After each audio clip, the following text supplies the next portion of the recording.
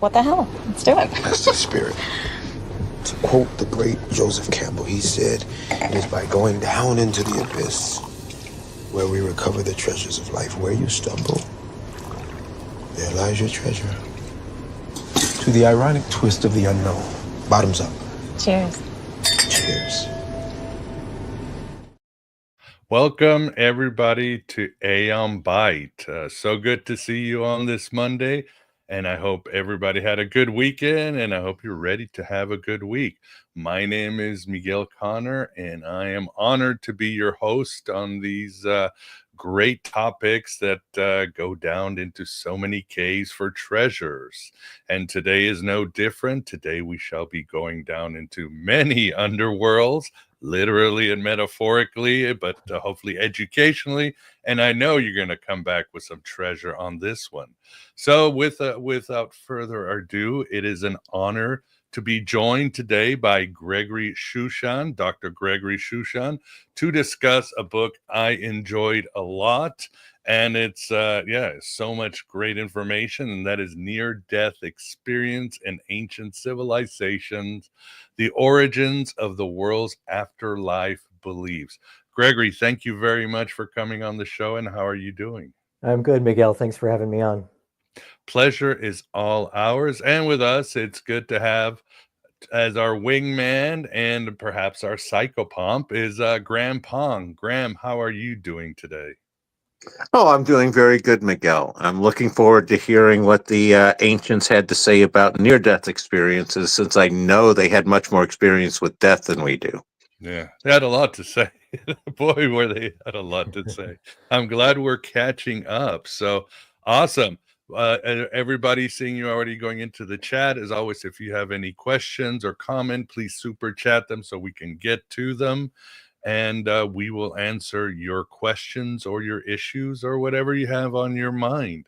Other than that, not much housekeeping today, so we should definitely get started. Before we talk about your book, Gregory, please tell us a little bit about yourself and how you became interested in this topic.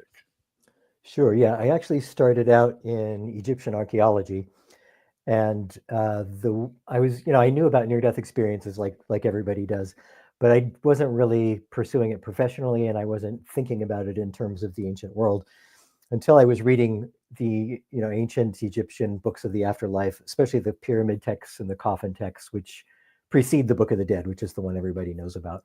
But the Book of the Dead is like 2/3 of that derives from the earlier texts. So as I was reading these while I was studying Egyptian archaeology, this was at University College London at the Institute of Archaeology, I just started noticing that if you strip back some of the cultural expressions of some of these ideas, that beneath them seems to lie like a substrate of near-death experience descriptions. So just for example, the texts describe how the soul leaves the body, which is comparable to an out-of-body experience, or is an out-of-body experience, enters darkness, comes out into a realm of light, meets a being of light. In this case, it's the sun god Re, has actually an observation from out of the body of their own corpse, and that's like in the form of the god Osiris, because the soul of the deceased is associated with Osiris, and so therefore it's like this corpse encounter, and then meeting deceased relatives, some kind of evaluation of their earthly life comparable to a life review. So all these kind of elements. And I just started thinking that actually sounds a lot like a near-death experience. And I wondered if it's possible that these ancient beliefs were grounded in near-death experience. So that's the long answer of how I got into it. Yeah, fascinating. Your book covers so much ground and so much data just for the audience. It's worth its price in gold, just your very detailed description of what the ancient Egyptian afterlife voyage. I felt we were going to see Frodo and Sam, because it's like this great epic just to get there, right? Yeah.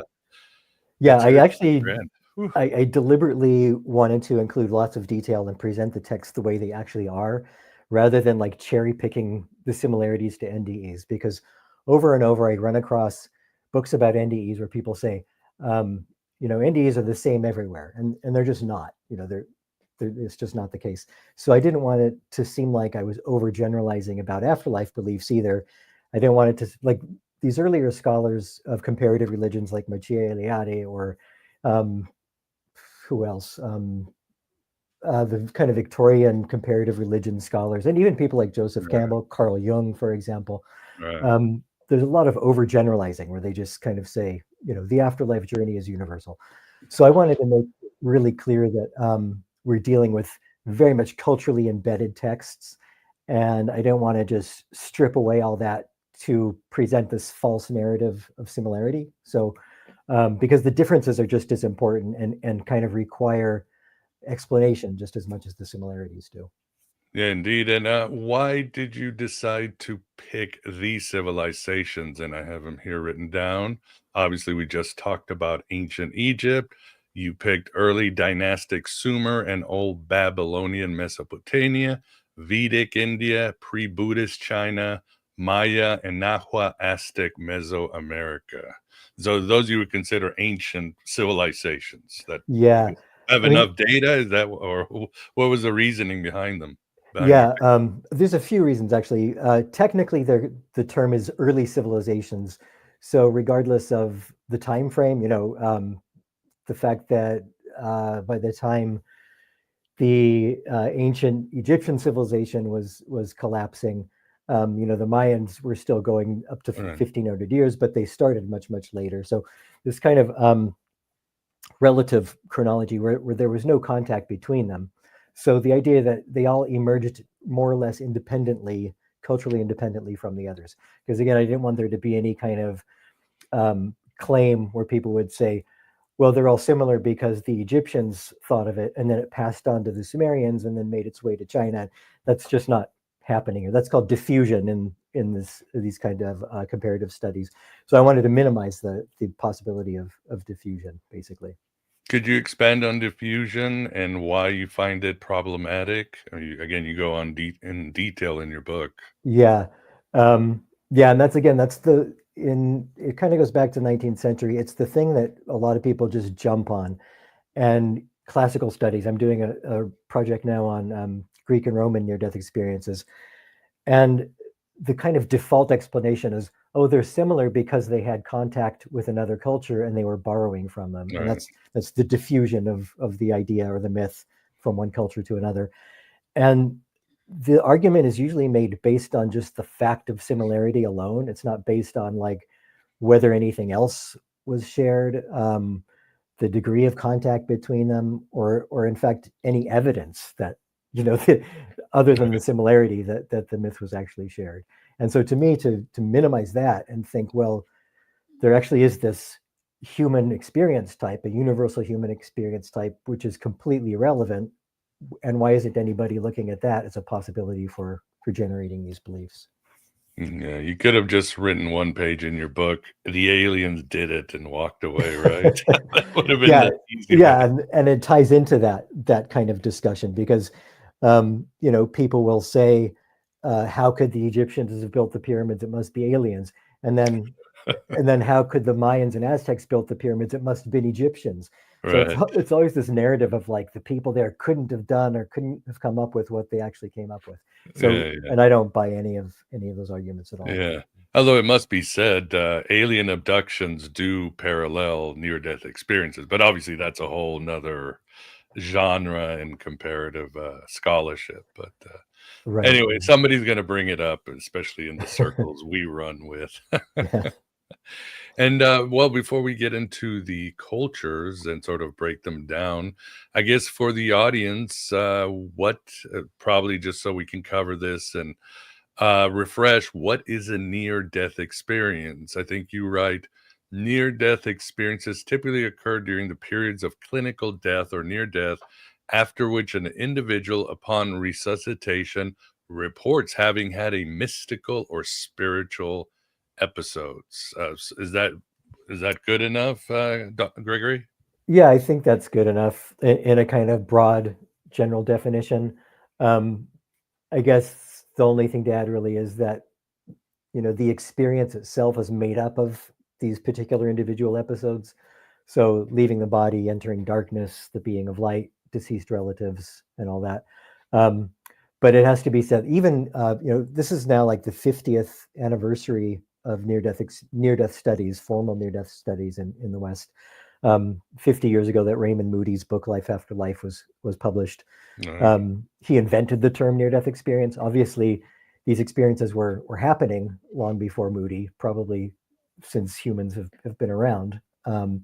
So yeah, it's just a matter of he tried to kind of codify the experience, and he came up with 15 different sub-experiences that would make up a typical NDE. But even at that time, he stressed he didn't know any example that had all of those features.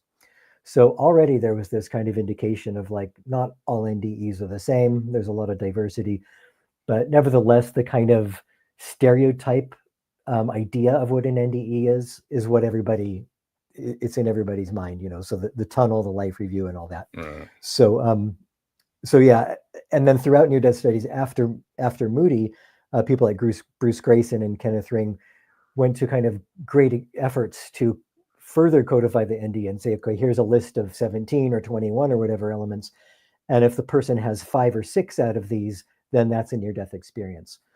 I kind of took the opposite approach. I decided that if somebody has a contextual death experience, meaning that the experience happens in the context of they die apparently, and then revive and tell about their experiences in the meantime, that's an NDE, regardless of what they're actually reporting.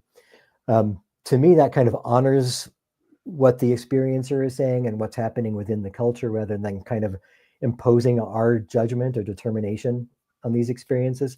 If they consider it a trip to the afterlife realm, then I accept it. And what was interesting about that is it's not like I came up with lots and lots of completely unusual, crazy things. There's no culture where going to Mars is the typical thing in an NDE. So they still ended up being within the kind of Grayson model of these typical sub-experiences, but expressed in culturally different ways. No, that makes sense. And I believe you quote, I forget who you quote, but you say that cultures, 10% of people have near-death experiences. Is that right? That's what they say. Yeah. In the West. But that's another issue, especially since I'm a historian of religions. I'm dealing with historical texts. We don't really know if somebody was really dead or not, or how long they were dead. And cultures have a different definition of death and different technologies and everything else. So yeah, some of it's to be taken with a grain of salt. But at the same time, for the most part, people are going to know if somebody else is dead or almost dead. Exactly. And for the audience, I should bring it out. I just got my Elvis book, and it's same publisher as you, Gregory. And needless to say, not surprising, I do quote Moody in the book, because in the West, people had a lot of Elvis near-death experiences, and he breaks them all down.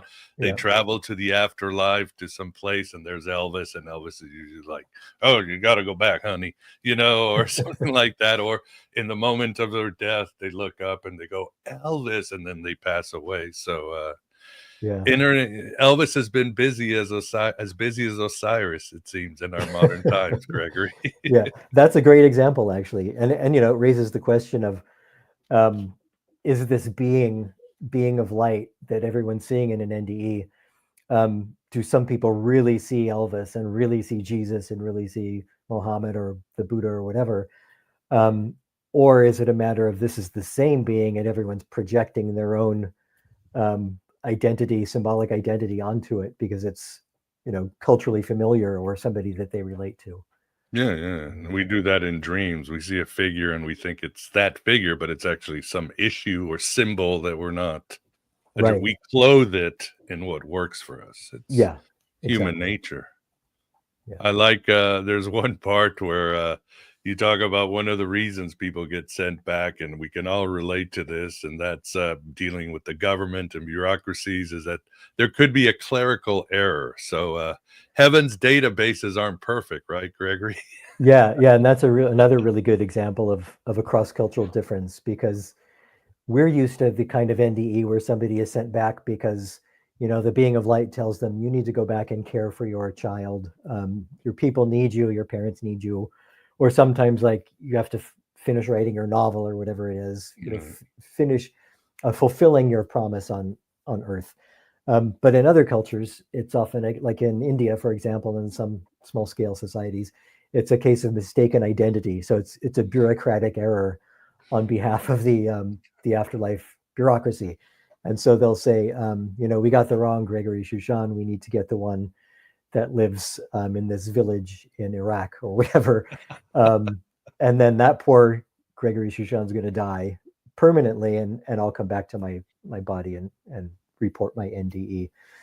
So we've got the similarity of, being told to return and returning, but the reason for it seems to be cultural. So, and those are the kind of things that I just find really intriguing. Like, why is that the case? And rather than just kind of pretend it's not the case or gloss over it, which is what near-death studies has mostly done, I'm just kind of not really wanting to go there. I think it's more important to look at them head on and trying to figure out what's going on.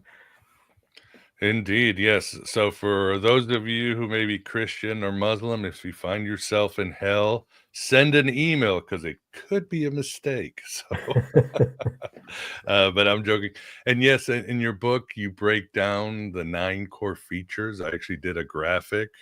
If I could just pull it up for you here. And yes, there is a clerical mistake. It's the body was from coding. But here you have 9 core features, and let me read them if you don't mind. 1 is an out-of-body experiences and ascent. 2, corpse encounters. Very important while we see our bodies. 3, traveling through darkness. 4, deceased relatives and ancestors. 5, beings of light. 6, evaluation of earthly life. 7, barriers and obstacles. 8, divinization and transcendence. 9, other realms and a return to the true state of being. So that's it, or do you want to comment on these? Are these pretty much the commonalities? Yeah, those are the kind of thematic commonalities between the afterlife beliefs in all 5, 6 of those ancient civilizations. And they just so happen to be extremely typical features of a near-death experience.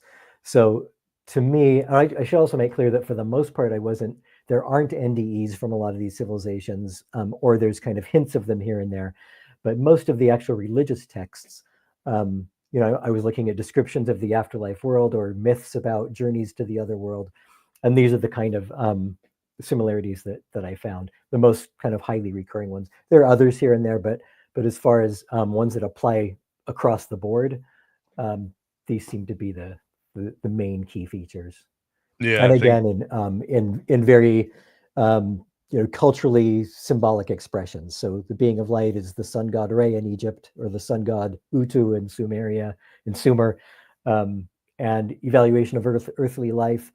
We have this typical stereotype of a panoramic life review where everything happens at once and you experience the emotions of everybody that you've interacted with, everyone you've hurt.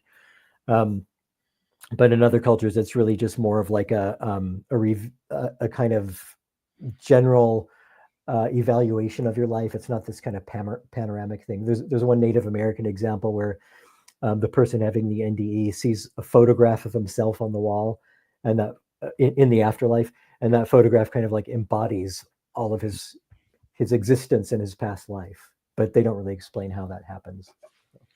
Yeah, that is fascinating. I think the exception you write that would be the Chinese. The Chinese wrote a lot of NDEs and just put them as history, right? Right. Yeah. They're a lot of the Chinese examples going back to like 8th century BCE. They have a tradition of actually documented historical NDEs. At least that's the way they're presenting them. And they're going to be signed off by like so-and-so, the governor of so-and-so province. This is hereby submitted to the emperor on this day. And a lot of the reason for that is because the NDEs feature some kind of revelation or precognitive idea about a prediction about some political event that's going to happen. Whether those are probably tacked on at a certain point to kind of justify Right. whatever political maneuver was going to be happening. But yeah, so it seems like NDEs were used in this kind of official capacity in ancient China. Yeah. Well, let's get to some of the theories. Of course, you address many of the hypotheses about why we have this collective near-death experiences. I think one of them is the shamanic sort hypotheses that some scholars have suggested that afterlife beliefs stem from shamanic vision experiences. Of course, that's what the shaman did. They call it the world's oldest religion. The shaman was part of his job was taking these tours into the spirit world and interacting with the dead and gods and all that. So what's the or what are some problems, or why is it compelling? Yeah, good question. I see it as kind of a chicken or egg kind of example, because near-death experiences happen spontaneously. They don't happen within like a culturally generated practice like shamanism. It's not people sitting around deliberately wanting to have an NDE. So it's shocking, for one thing. It's disruptive to the person and to the community, even, because they think somebody is dead, and then that person comes back to life. So I speculate that shamanism kind of stemmed from reports and observations of NDEs, and that it kind of evolved as a way of replicating NDEs, and specifically in order to gain the benefits of it. Because when people have NDEs, they come back transformed in a positive way. They often claim to have a certain kind of knowledge or a certain kind of skill, often like supernaturally related. They can suddenly heal people, or they're telepathic or precognitive or whatever. So the shamanic type experiences were deliberate journeys to the other world, brought about by repetitive drumming and dancing until you collapse, or cutting off your circulation until you collapse, or drugs or whatever, but with the express intention of traveling to the realm of the dead and getting information, or bringing about some transformation. So yeah, because of the fact that that NDEs are natural and spontaneous, I kind of think they must have preceded shamanism, and that shamanism must have arose from the idea of wow, this can happen. How can we get there without actually dying? Right. No, that makes sense. And another one, and this one sounds very sexy, is quantum mysticism. Some writers, such as theoretical physicist Amit Goswami, have established quantum physics alongside the notion of a collective unconscious to try to explain the nature of survival after death. So, what do you think of this? Yeah, we got to bring quantum physics into everything these days, right? Yeah. This is I included that just to kind of be thorough and address one of the explanations that, as you said, everyone's going to come up with it. I'm probably one of the least qualified people in the world to evaluate anything to do with quantum physics. So I kind of relied on some of the critiques that made sense to me, and that was basically that these kind of ideas about quantum physics and the soul, they seem to be overlaying the behavior of particles onto the human soul, with ideas of non-locality and things like that, and the ability to even exist in soul form, and have a consciousness that is sustained after death.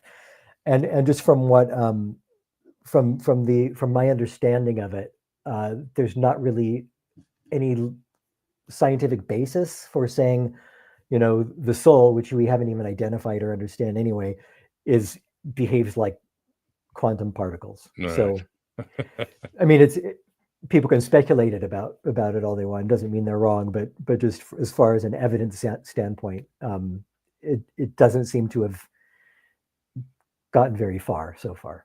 Yeah. And it mentioned again the collective unconscious. So that brings us to somebody we've done so many shows on this individual, and that's Carl Jung. And of course, you deal a lot with Carl Jung in your book. We both know that, yes, he had his own NDE. I don't know, he was getting it was a dentist appointment. He had a heart attack, and then he had this great NDE. I remember him saying, I realize this earth sucks. I can't wait to, what I experienced was so, the numinous he talked about, but Jung talked about the collective unconscious. What do you think of that idea? I know sometimes it's a cop-out, right? We'll Yeah, just put it in the collective unconscious, why there's so many similarities with these exactly. things. Yeah, I think that's exactly it. And I think the main thing is that it took me a while to figure out what my issue with it was that it's not descriptive of any. Well, it's not. Sorry, it's only descriptive. It's not explanatory of anything. All it Mhm. does is say, "Oh, it's the collective unconscious," which just describes something that we share that's amorphous, that hasn't been, again, demonstrated or proven, or we don't even really have a theory about how it works. So where do these ideas and symbols that different cultures are drawing upon, where do they originate? Like somewhere out in the stratosphere, or through like some kind of psychic link that we all share? I mean, it's all pretty nebulous. So to me, the idea that NDEs could stem from a collective unconscious is practically the same thing as saying they're all in the brain, that it's just the dying brain, because all it is well, actually, that is even probably more explanatory, because at least it points to one particular occurrence that's bringing them about, that we all share. But as far as the collective unconscious goes, it's like, I don't know, we share this thing without any explanation of what it is. And even with the dying brain hypothesis, actually, that doesn't explain specifically why one culture would have a panoramic life review and somebody else would see a photo on the wall representing their previous life, and why somebody would be a mistaken identity returned from their NDE. And so, yeah, the more I've learned about NDEs over the past 25 years or so, the more questions I have about them. Yeah, So, that's usually it is. You go down the rabbit hole and it's, oh my God, I got so many more rabbit holes to go down to. yeah, exactly. And what's interesting too is, as you write, is that of all things, you think Jung's Voyage of the Afterlife would be a nice cafe by the lake or something with people playing violins, but his was very Hindu, wasn't it? It was Yeah, wrapped in a Hindu culture. yeah, and he's literally in space, and he sees a temple carved out of a meteor with a yogi in there surrounded by flame, and he sees the earth below. I mean, it's pretty amazing. But if he's somebody who is just so totally immersed in the world's religions and mythologies and symbols, that in a way it's kind of not surprising that he would have this mind-blowing mega NDE. But it's interesting because he also reported the NDE of one of his patients, a woman whose name, I don't think he gives her name actually. But what I found interesting about that is there he doesn't talk about his own NDE, and when he does write about his own NDE later, he doesn't talk about this woman's NDE. So he didn't put them together and theorize them, or he could have been the Moody. He could have said, "Here's an experience that I've Yeah. identified," and but for some reason he either didn't make the connection, or just didn't do it in his writing. Yeah, well, as Jung got older, he got into that, "I don't care, I'm famous. I've done Yeah, so much, I'm just gonna do what I wanna do," so yeah, it depended, yeah, and again, this is also like the dream state, where if you read something or watch a movie or something's on your mind, that will appear in your dream. So, yeah, we clothe these things not even just in our culture, but what's really at the forefront of our ego sometimes, so yeah. And another good example of that is sleep paralysis, mm. which David Hufford wrote this great book in the 80s, The Terror That Comes in the Night. And he actually coined this phrase, the experiential source hypothesis, which I use a lot. And it's basically that our beliefs in the supernatural or the afterlife or whatever religious or spiritual beliefs we have originate in experiences. So, um, and he found that with sleep paralysis, that cross-culturally, people have this experience of when they're on the border between sleep and awake, between the dreaming state and the awakening state, which is called the hypnagogic state. That can happen either when you're falling asleep or when you're waking up. There's this phenomenon that happens to people, and I'm sure a lot of your viewers and listeners have had it, where you feel like you're being held down by some presence. There's like a weight on your chest. You're being suffocated. There's like this sense of a malevolent presence in the room. You can't scream, you can't move, and it's just this kind of overwhelming sense of fear. And there's no doubt in your mind that you're awake, because it's happening in the place that you're actually sleeping. So it's not a dream where it's taking place in some other place. So he found that being that's holding you down is identified differently in different cultures. And so it's an old hag in Newfoundland, and it's a hungry ghost in China or whatever. So he was able to establish, in a really quite scientific way, that the experiential source hypothesis does happen with sleep paralysis, and sleep paralysis has been demonstrated to be a neurophysiological thing. It's not a supernatural occurrence. So if it can happen with that, which really is, it's a non-controversial statement, really. It's a scientific statement. So if it can happen with that, why not with near-death experience or out-of-body experience or any number of other kinds of supposedly supernatural events? No, it makes perfect sense. Graham, let us bring you in. Any questions or comments from yourself? I was going to sit here and say I very much appreciate his very objective approach to it, where it's objective definitions for what constitutes the NDE, to strip away all the cultural stuff. I was curious on one is, what's his thought? I've been working around with the idea that baptism was was a drowning-induced NDE, controlled that sort of a way, where they prep themselves for the mental state to, start a new life, induce the NDE, and that was basically what John was doing back in the day. I don't know if that's consistent or if his work contradicts that. What do you think? Yeah, even before that, Zoroaster did the Tushna Mate, where he just threw himself in a lake, went down, and suddenly the gods were talking. And I always wonder, were you just holding your breath, Zoroaster? Were you, getting close to the threshold? Or possibly on drugs at the same time. Oh, of course, yeah, Zoroaster. Yeah, you have to include drugs. Yeah. Yeah, that's an interesting idea about baptism. I guess it's possible. I don't know if there's anything that would be able to, prove that, any evidence for it. But I have always wondered, like, why NDEs aren't more central, or aren't central at all to Christianity, because, the entire religion is founded on the death and return of Jesus. And there's very little in the New Testament about his journey to the underworld. It's called the harrowing of hell in biblical studies, and there's very little about it. And it's described in an apocryphal text called the Gospel of Nicodemus, which was somewhere along the line. I don't know if it was Council of Nicaea or whatever, but the church decided this text is not going to be canonical. It's not going to be part of the Bible, so they deleted it. But so my question about that is always why, because that text really does seem like an NDE. It explains what happens from the time he died on the cross to the time he came to life and walked out of the cave. And it's a underworld journey. He frees the souls of the sinners in the other world and comes back to life. So so I think it's probably a case of the whole teachings of Christianity is that you cannot be saved and you cannot go to heaven without going through Jesus first. Whereas a near-death experience basically proves that everybody has direct access to the divine. There is no going through Jesus. You have an NDE and you're there, and it doesn't matter if it's Jesus or a nameless being of light or Elvis or whoever. So, and I think that was maybe seen as a threat to Christian doctrine, and so maybe they deleted that Gospel of Nicodemus.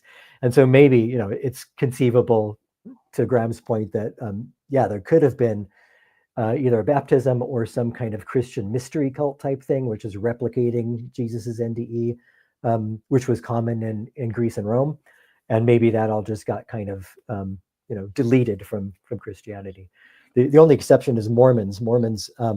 They value near-death experiences because it's in their better interest to show that, like, divine revelations are still going on, because their founders were only from the 19th century. So they wanted to stress that this isn't just some biblical thing that happened in the old times. We're still having them.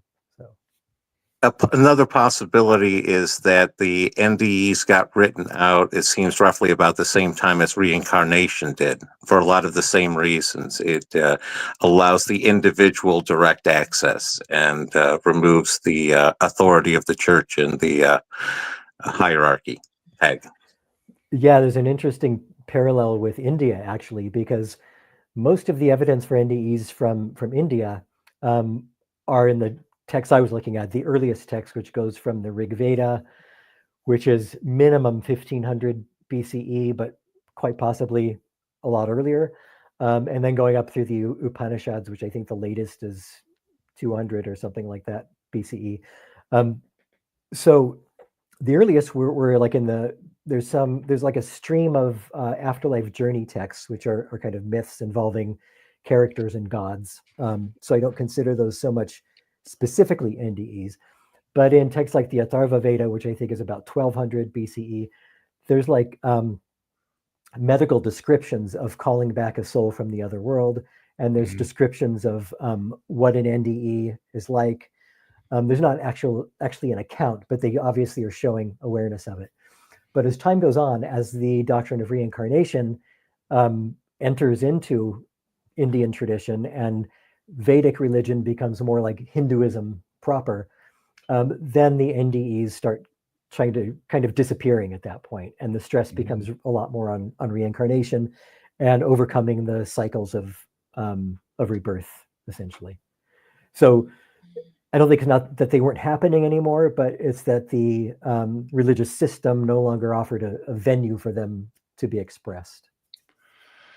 Makes sense. Yeah, and but the idea, it makes sense what you guys are talking about in the Gospel of John. What is the death sentence of Jesus is not thinking he was the Messiah or this and that. It was the raising of Lazarus. That's what made the Sanhedrin said, this guy's got to go, because again, the idea of an NDE and all that and Jesus controlling it was just too much. So perhaps it was a warning. But to Gregory, in this show, obviously we do a lot about Gnosticism, and Gnosticism, as scholarship has shown, is an Egyptian religion. In other words, their texts have this grand adventure that you go through. And of course, there's snakes and archons and beings of light and lessons and all that. But the Gnostics are pretty clear that, yes, these texts are for when you die, but you can also do them while you're alive. In fact, you should. It's almost like practicing for the marathon, go to this astral flight and do that. Now, the difference is there's nothing about destroying the body. It was always, purify, be healthy. And then you get this extra body, the okema of the Neoplatonists. So you're not going, but you have this astral body that will go. So what I'm saying is that, I think obviously that's why the one reason the Gnostics had to go. But the idea of going into the underworld as a practice probably did happen, right? I mean, you have the Gnostics, the mystery religions. Didn't you have to go down into Hades and meet these terrible death gods and then come out? So it seems that some civilizations were practicing the NDEs on purpose. Yeah, and I think that ties in to the shamanic replication hypothesis, which is, I mean, they knew about these experiences and they wanted to try to find ways to experience it themselves. The ghost dance is another great example, because like everybody's heard about the ghost dance, but almost nobody knows that it was actually founded on the near-death experiences of the prophets that first initiated them. And it was just, expressly to like basically say, if you institute this dance and start doing these practices of drumming and chanting and whatever, you can have one of these experiences too. So, and I think it's probably the same with Gnosticism, with ancient Greece and Rome. Ancient Greece and Rome, it was, again, you, like you said, you descend into this underground sanctuary. You're probably also drugged or at least disoriented in some way. And you have it in your mind that you're going to have an experience of the other world. So you're led down into darkness, and then there's descriptions in the text about mystery cults that there's like an epiphany of a deity. And I think what that probably is like suddenly light is shown on a shining God in the other world. And then once you emerge from this experience, you're transformed. And that's what basically qualifies you to have a positive afterlife when you really do die. It's that knowledge of what it's going to be like. And that ties into, Mahayana Buddhism and the idea of like dying consciously and being prepared and forewarned about what you're going to see. Which is, the whole point of Books of the Dead, including in Egypt, is to teach you about what the experience is going to be like, so you can be prepared and die consciously, essentially. Exactly. And even when I was a Roman Catholic, if I had a good priest at Mass, it was just a given. You go to Mass and he talks about, and Jesus died and all that. You were supposed to go on this adventure with Jesus, like relive his death and resurrection. So even Mass is sort of a mini mystery religion if you do it right. Wow. Yeah, that's interesting. It's all there.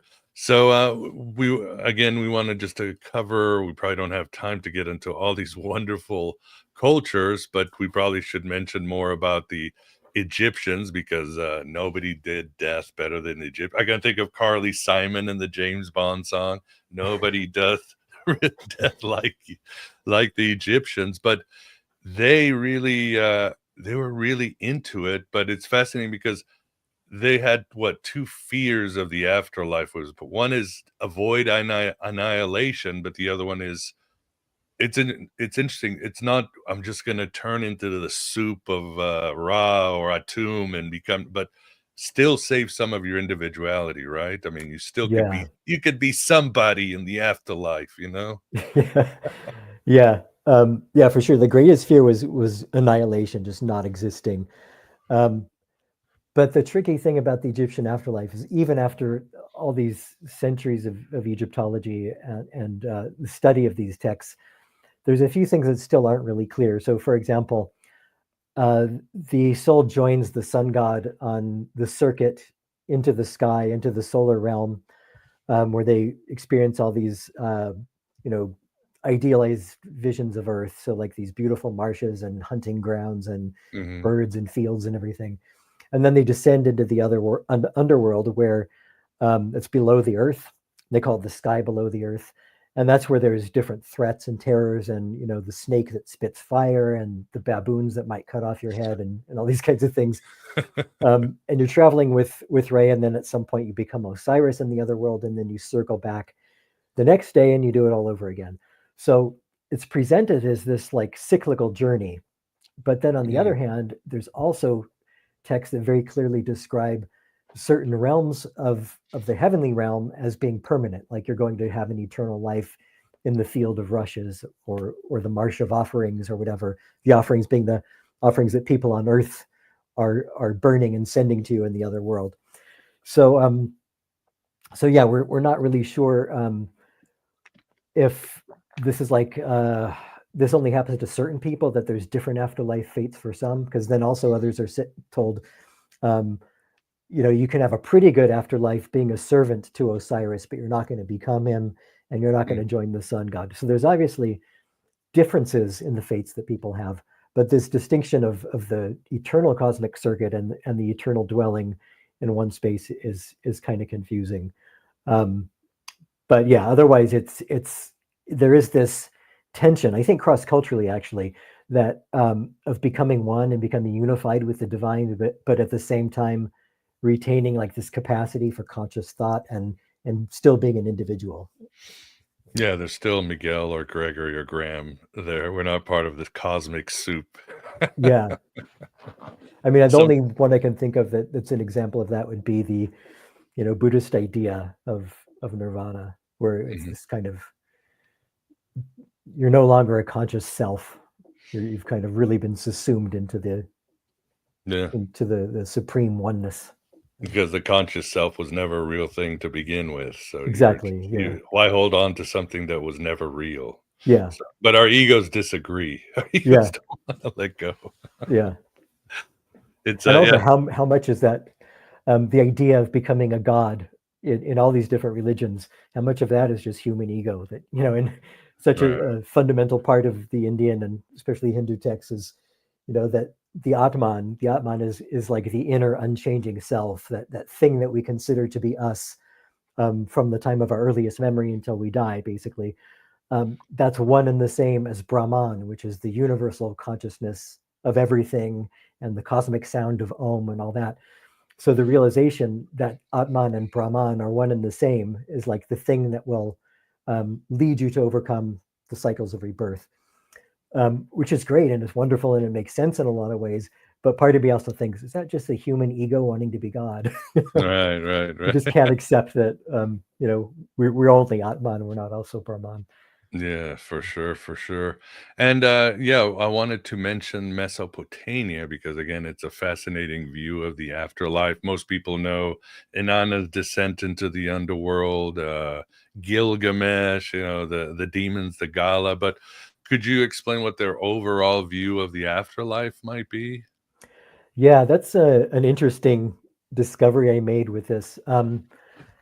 There's been this kind of received wisdom in Assyriology, the study of Mesopotamia. And specifically, the idea is that the Sumerian afterlife was just like this shadowy, vague kind of half existence in this realm where not much of anything happens, and it's kind of slightly miserable, but it's not being punished, and it's just like this half-life kind of situation.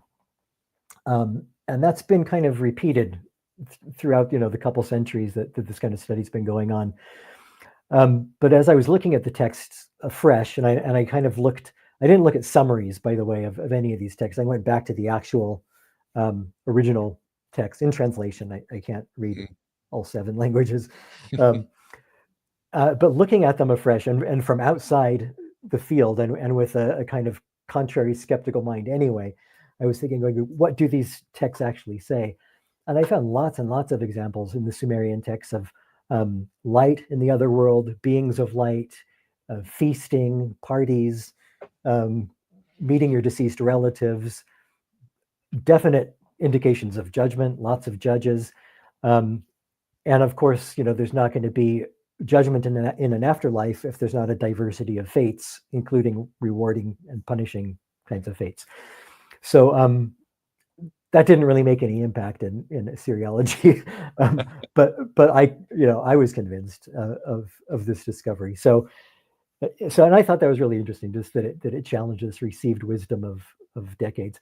But the other interesting thing about Sumer was everyone knows the Epic of Gilgamesh, which you mentioned. His Sumerian name was actually Bilgamez, and there's a chapter that didn't make the final cut, and that's called the Death of Bilgamez, in which he actually has an NDE. It's possibly the world's earliest example of a near-death experience that happened to somebody who was a historical figure, because historians think that he was an actual Sumerian king. But it describes his, lying on his deathbed. His soul travels to the other world and meets these deities who are radiating light, and they review his life, and he meets his relatives and all the rest of it. So that's one of the contenders, I think, for the world's earliest NDE. And it's presented very differently from, as you mentioned, the descent of Inanna, which is, she's a goddess, and she travels there to overthrow the queen of the underworld, and it's got all these like plot elements, whereas the Death of Bilgamez it's basically an NDE episode. And when he comes back to his body, he then prepares his own funeral, knowing what's going to happen to him in the next world, and that he's about to die.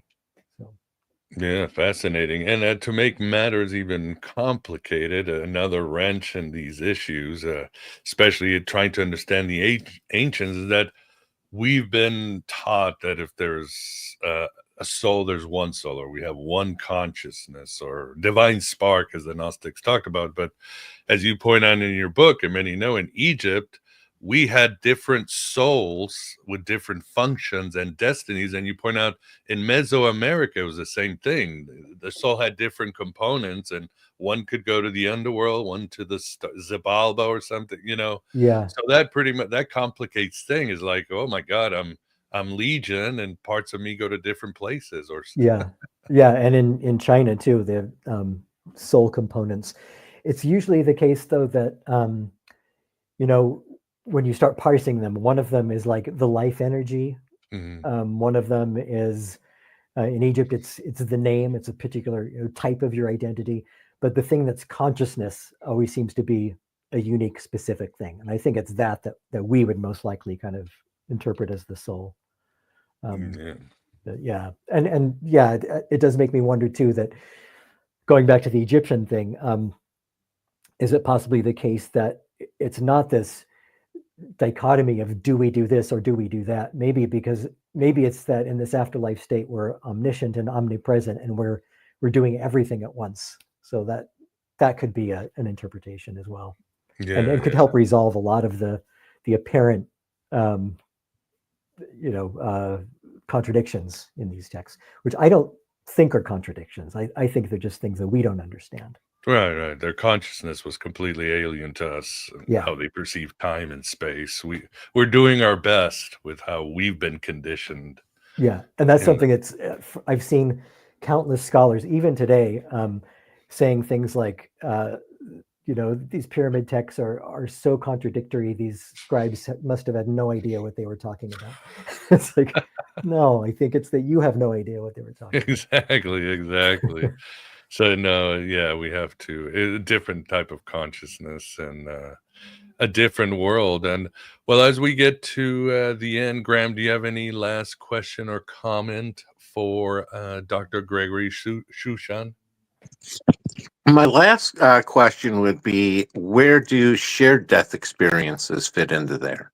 I had one of those as a kid when my great-grandmother died, and I was just curious how that fit into a schema. Yeah, that's really interesting because those also occur cross-culturally. There's a great example from ancient China of a man who was on his deathbed and he has an NDE and he goes to the other world and he visits the Emperor of Heaven. This is, I think, 800 something BCE. And then standing there next to the Emperor of Heaven, there's a child. And then some really unusual things happen in this NDE, such as a bear comes and attacks the emperor. And then there's some prophecies made about what's going to happen on Earth with these political events, etc.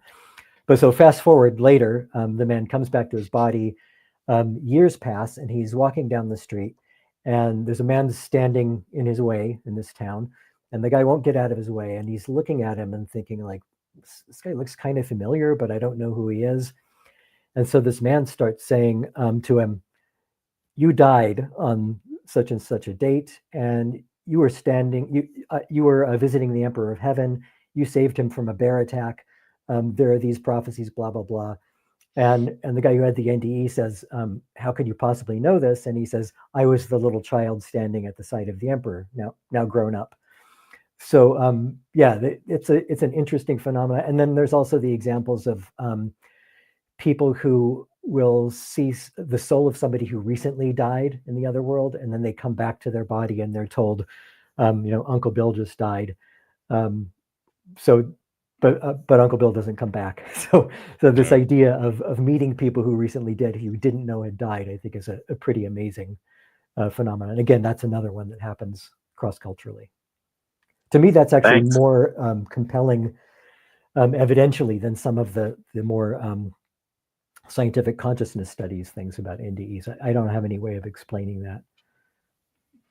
Thank you. Sure.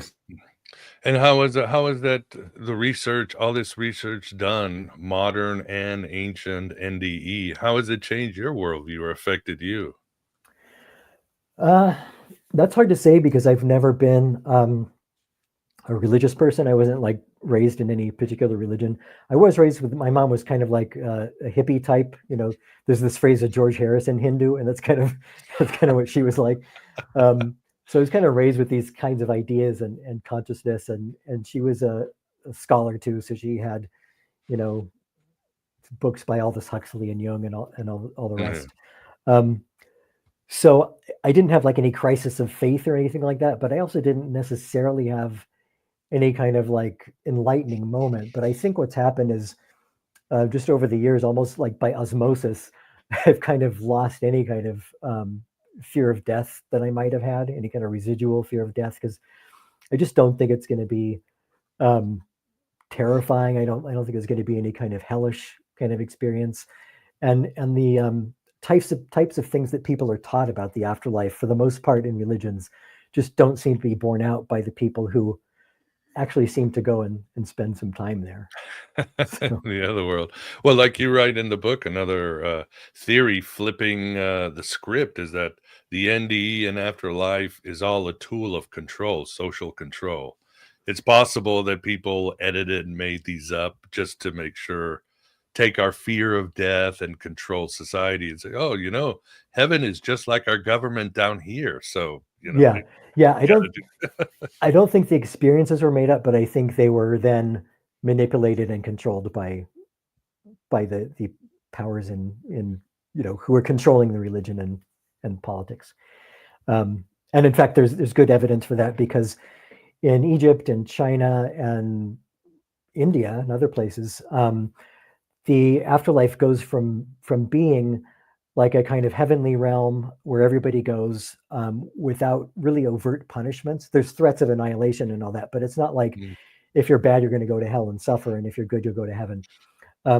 Those kinds of threats and promises really kind of came about more in later periods as religion became more democratized and these texts became available to more people, as literacy increased, basically.